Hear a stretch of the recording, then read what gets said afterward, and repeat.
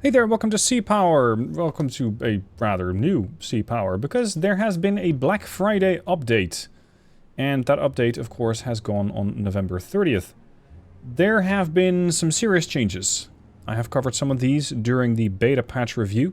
There are some more, which I didn't address back then. So here we go, full changes. For starters, there has been a major overhaul of flight deck mechanics. Now, don't worry, it's not like F-14s are suddenly taking off vertically, although in some scenario I have had them land vertically, but that's a different story. No, if you are looking at the flight deck over here, we now have access to deck utilization. How many aircraft are you preparing? Right now, there's one ready to launch. That's an SH-3, just an ASW loadout.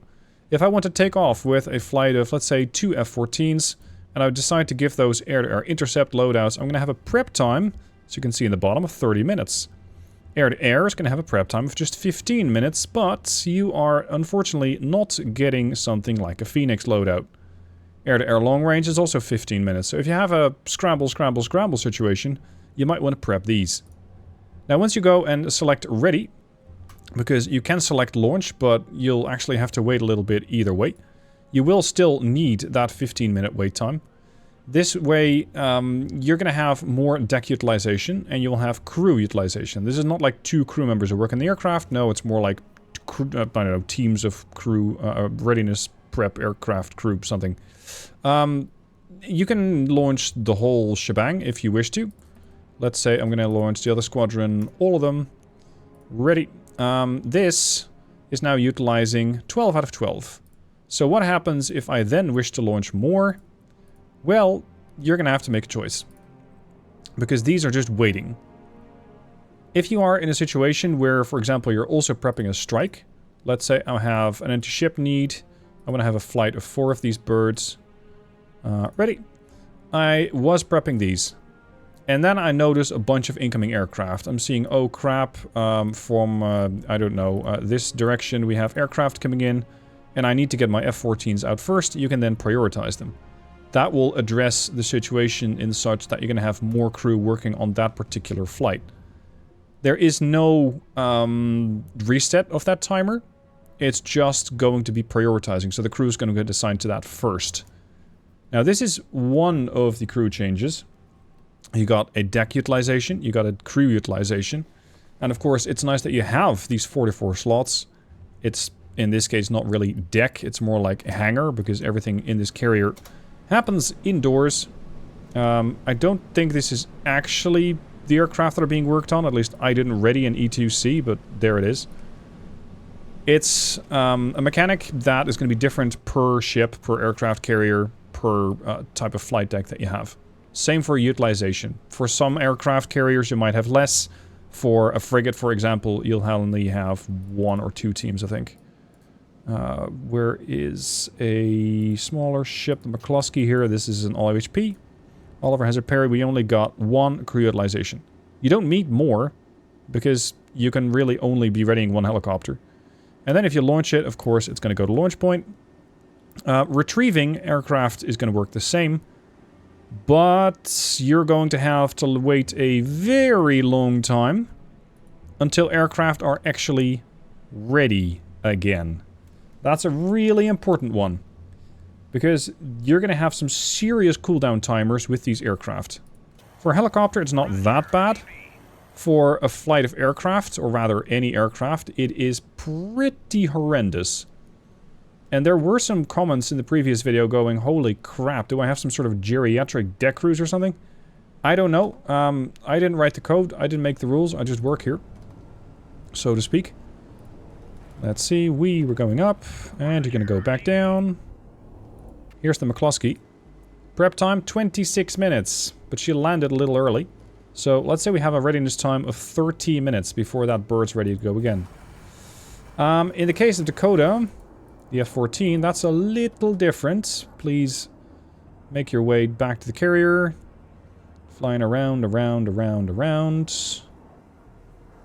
Around, around, around, round we go. Whee! He's really happy today. I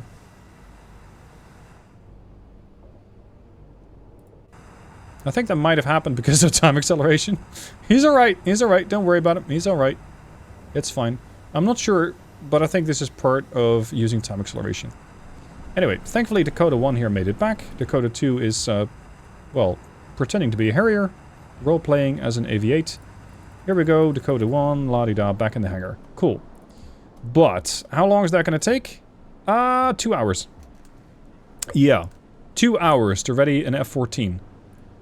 Ideally, this would take far less time. I mean, I barely use any fuel. I didn't expend any ordnance from Dakota 1. I don't know why it would take 2 hours. The pilot was up there for less than 10 minutes or so. I don't know if he needs a 2-hour massage or something else is going on. But if you don't like these flight times, these readiness times, you can change those by going to options and then flight deck timings. Set that to... I didn't see that one before. I thought that before they had arcade, casual, and realistic. If you set it to cheater, you might instantly have your aircraft ready. Yeah. So they're instantly ready to go again. That's one flight deck change. The other one is that you can now have a rally point.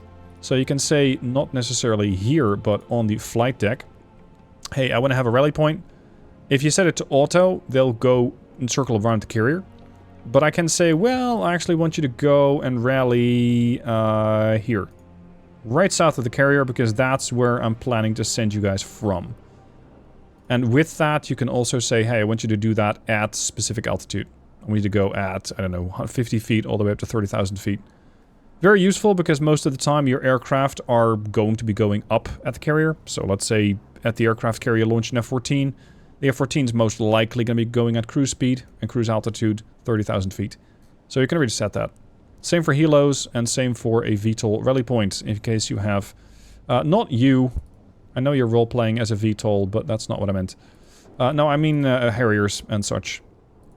I don't know, maybe we'll get Ospreys at some point.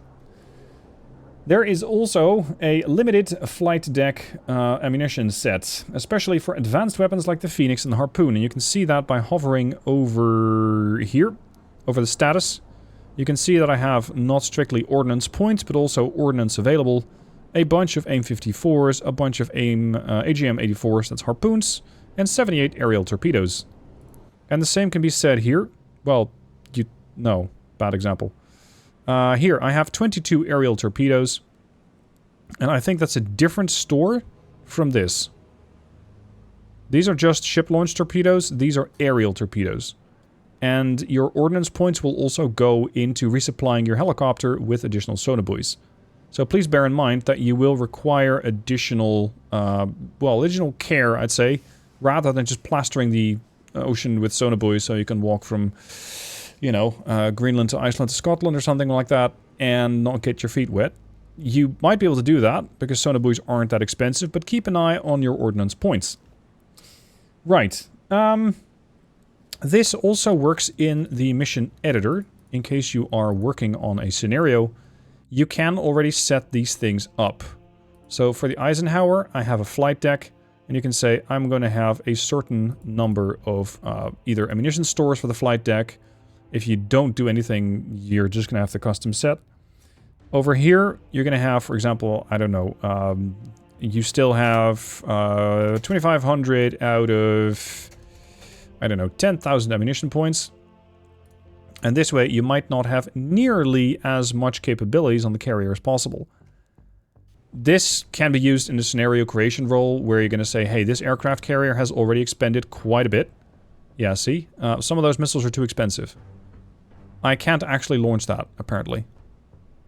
Because I don't have that much ammo. Yeah, 2,500 out of 10,000. I might still be able to launch... I can launch one long-range strike with an A7E, and that's about it.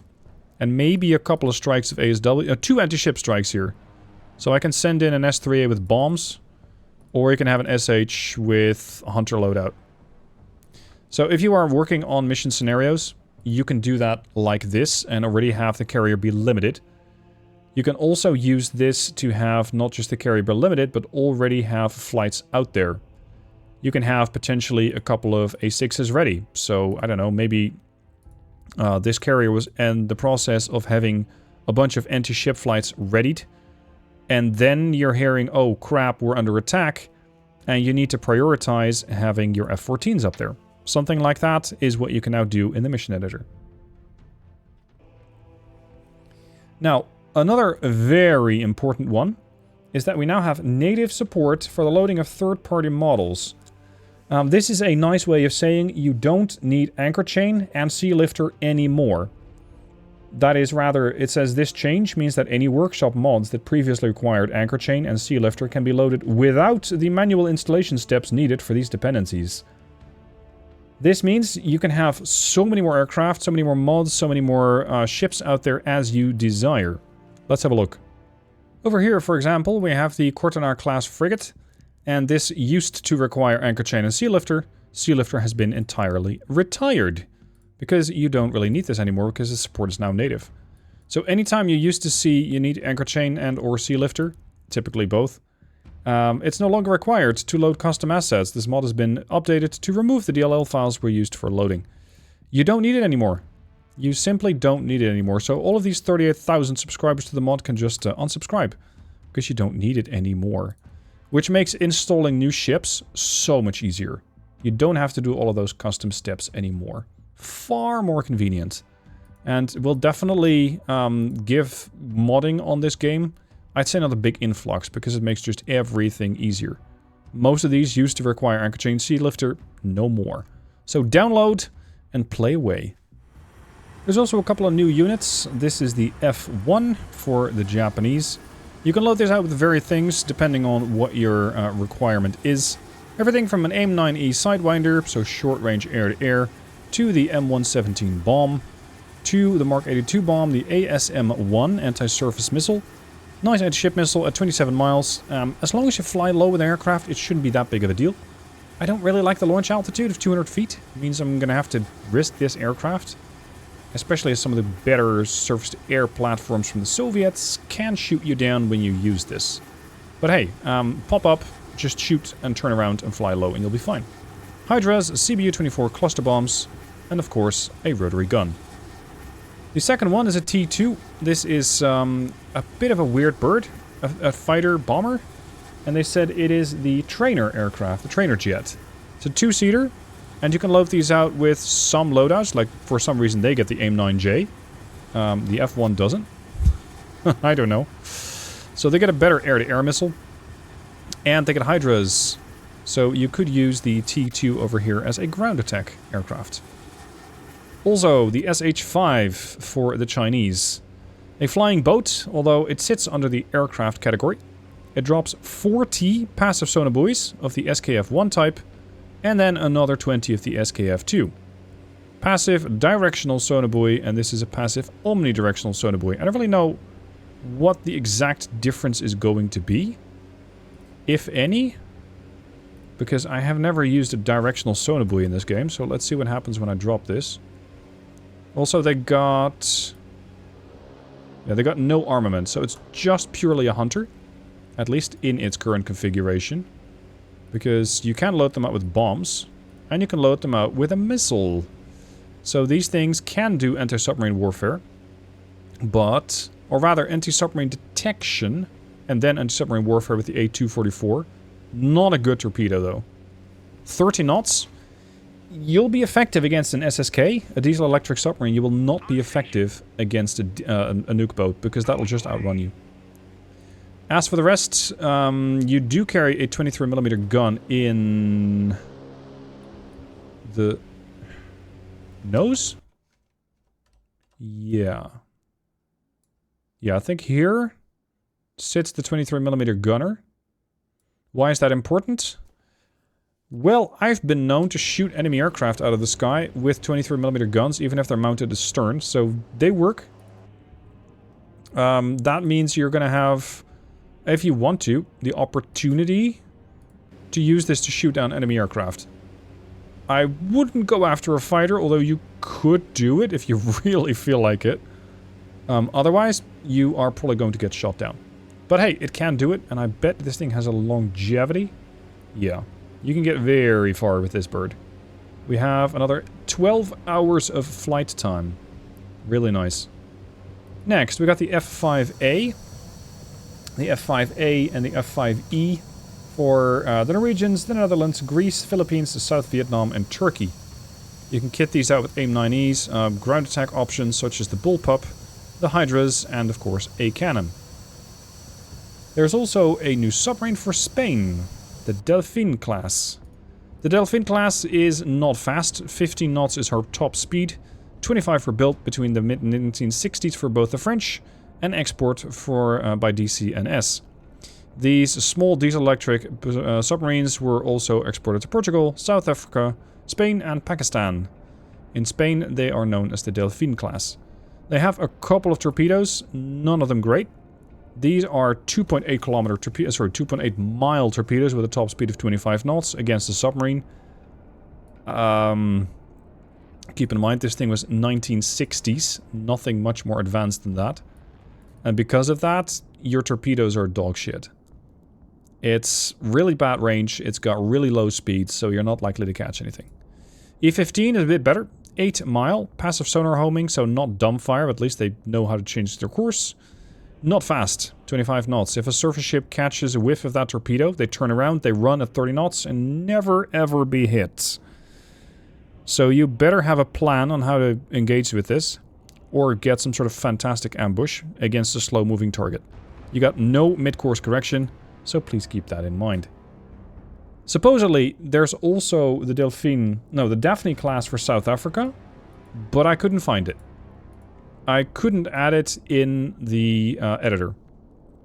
So I'm not sure what happened there, but it doesn't appear to be in the game right now. There's also a few new scenarios, so let's have a look at those. I got one of those already lined up for later this week. I'm gonna go back, yes, scenarios, NATO scenarios. We have the first mission, which is Arctic Intercept. You are locating the Kiev battle group, transiting north of Jan Mayen towards Denmark Strait. Take them out of use as Pergo, that's a submarine, and destroy the battle group. So that's one. The better part of Valor. War is imminent in South America and US forces are repositioning into the Caribbean. Command the USS Pegasus. That's one of those fast, super fast attack boats, which are, what you call that? It's not sea skimming, but, oh, what's the name for that? You know, they kind of surf rather than float, if they're at high speeds. Hydrofoil, there we go, hydrofoil boats. Cuban forces may attempt to block your routes. Use whatever means necessary to transit the strait. Adapted from the 1986 game PHM Pegasus.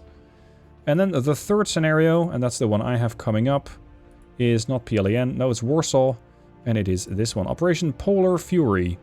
The Iowa is moving northeast in an attempt to support NATO forces embattled at Narvik. Of course, if you want some fire support, USS Iowa is who you call, but as we are playing as the Soviets, we have to sink it. So that's a new scenario, and I really enjoyed playing that one. Now, bit of time for those who are building missions, because there are a bunch of new things that you can do, such as the ability to define a randomized spawn area for units. Over here, we have the unit spawner. I'm gonna say I want to have, I don't know, an aggressive class. Over here, we can say I want to have a randomized spawn area. Specify the minimum or maximum distance only to spawn the unit within a radius. So let's say I'm going to do that at, I don't know, 10 miles. It's going to spawn anywhere from its current position on the map within 20 miles. Why is this important? Because this way you can have this unit pop up in various different locations. And that can really make scenarios different every single time. It's not dynamic, as in the game doesn't respond to where you are. You can also use specify one of the bearings below to spawn the unit upon it, or both to spawn between the bearings on an arc. I couldn't tell you what that means yet. I don't really know yet. Also, part of the other mission improvements, mission editor improvements, as already discussed, are ability to use the new flight mechanics and pre-plan aircraft, use ammunition stores. But another interesting one for triggers is weather change. So let's say you have a anti-submarine mission and you are looking at really bad weather. You're looking at, let's say, what sort of weather shall we set? Sea state 9 or something. Which is horrible for ASW because the waves and wind make so much noise. You're very unlikely to find a submarine. Actually, let's let's run this. I'm going to say remove this. I'm going to add be gone. Here, remove. Add a submarine. This is going to be a blue. Let's just use one of the most often used submarines here. An LA. There. Okay, what I'm not going to do is set a trigger. So I'm going to say this is weather change. And I'm going to say when does that happen? Well, it's going to happen after a specific amount of time. Time and date from the condition is about 1 minute after the mission has started. So 60 seconds after the mission has started. What happens then? We change the weather. And the weather changes to clear. The sea state changes to 2. Would be a bit of a change, but okay, possible. I'm going to save this as a temp mission. And we're just going to play it. This way, you can have a situation simulated where you're doing ASW in a storm and suddenly the storm clears. Let's see.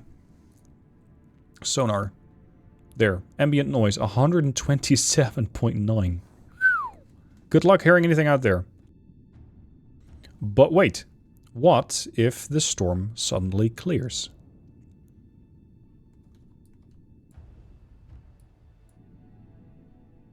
That is, if it clears. Haha, because it's not... There we go. It's cleared. Boom. Storm gone. Ambient noise, 85. So you've just lost tons of decibels, and the distance between ambient noise and own noise is suddenly a lot. Which means ASW can suddenly be a lot more easy. I suppose you could also do it the other way around. You're first going to go in under, I don't know, nice weather. And then all of a sudden the sea state changes and the noise becomes pretty extreme. In which, in this case, good luck doing ASW. You won't passively hear this thing, you will have to actively ping away at that because your ambient noise is higher than the own noise of the submarine. This is the F10 menu, by the way. Just press F10 and you can spawn that in. And there, go to sonar. And you can see these numbers here. Bit nerdy stuff, but I typically use it quite a bit. We also now have the option to dictate where sonar buoys are going to be dropped. So let's say I want to have a hostile submarine. So you are going to be a Redbird now. This is a US helicopter of the ASW type, Sea Sprite, Neptune's Horseman. And I'm going to give you an order and say what I want you to do is start dropping sonar buoys. Let's see. Okay, I'm sorry, I don't know how to do that. I thought it was just going to be right-clicking the waypoint and then telling the helicopter what you wanted to do. But apparently it doesn't work that way. I know how to do it in-game. Because in-game it's pretty straightforward. You can just say, hey, I want you to drop in a line with a spacing of 4 miles starting here. Boom. And then starts dropping. I don't know how to do that in the editor, but supposedly it's possible because it's listed under Mission Editor Improvements.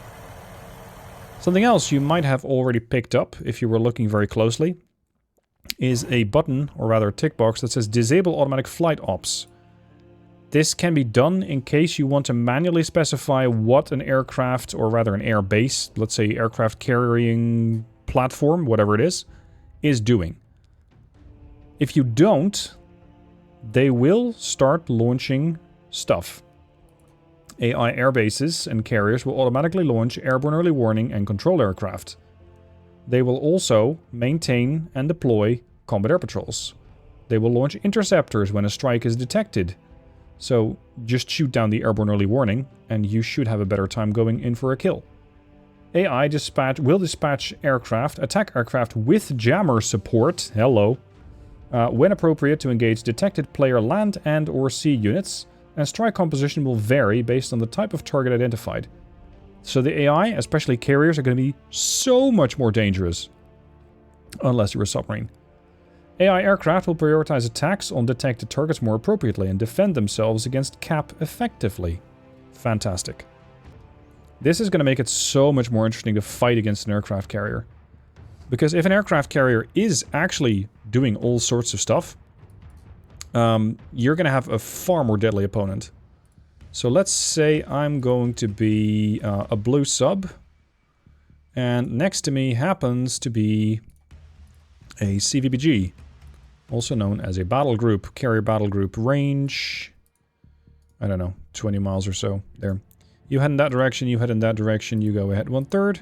Launch. The aircraft carrier should start launching. Now, this is not a fantastic example because I'm fighting with a submarine myself. I'm going to just switch to the AI, switch to the Nimitz, select it. There we go. There's the E2C. I didn't do anything. It's performing air ops all by itself. It's even prepping a fighter. Hold up. I want you, my friend, to have the same limitations I do. Otherwise it wouldn't really be fair now, would it? There, sea state changed. That trigger's still in. Yeah, it doesn't instantly launch a second bird because it's probably going to take a little bit of time. Anyway, they now actually launch those aircraft in order to defend themselves, in order to shield themselves. There's the E2C, there's the F-14. Apparently they also launch sprites. And this one's not actively dropping sonar buoys yet. Where are you going, actually? Going to station, maritime patrol. You're where? Are you actually gonna drop sonar buoys or what? Oh, wow. You suddenly changed. You're doing a mad run? Creeping line search. Huh.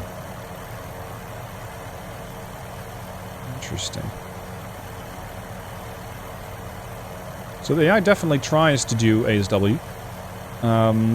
Successfully, I would say limited, because ASW is still a very difficult, complex operation for them. But at least for regular aircraft, such as carriers, if they do detect you, they might very well launch a strike. Let's see what they're trying to do. Yeah, they're preparing another F-14. So this is the E2C that we've seen. There. And they're preparing that second F-14 as part of the cap. That is really cool. AI reconnaissance aircraft... No, AI reconnaissance will be using all available assets to search for the player. But this is stuff that is in progress or planned. So unfortunately not part of the patch, actually. So I'm not going to read that too much. AI submarines will make use of wake-homing torpedoes more effectively by firing at closer range and targeting ship wakes. Very good. So the AI, especially with submarines, will be more dangerous. Although submarines, as I've heard from several scenario creators, are still fairly difficult to use. At least for the AI. There's also a whole bunch of different aircraft fixes and patches and adjustments and improvements. I don't think there are any really major ones. So I think the most important ones that we've seen right now is that the AI actually has a far more capable aircraft carrier and airbase. Don't discard the airbase. But, much like ourselves, even the Nimitz, if controlled by the AI, will have to wait for the deck crew to be ready. So even the AI is not going to be just instantly launching aircraft and hit you with a strike before you're good and ready. There is a little bit of fixing going on in vessels, which has to do with flags. Player ships will always have one ASW helicopter ready to launch upon the mission start.